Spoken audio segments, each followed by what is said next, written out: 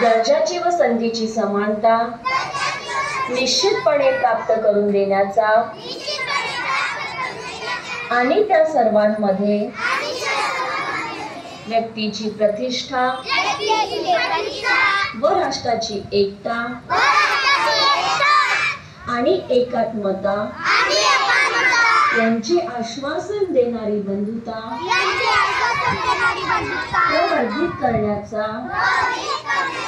संकल्पपूर्वक निर्धार करून आमच्या संविधान सभेत आज दिनांक 26 नोव्हेंबर 1949 रोजी याद्वारे हे संविधान अंगीकृत आणि अधिनियमित करून स्वतःप्रत अर्पण करीत आहोत।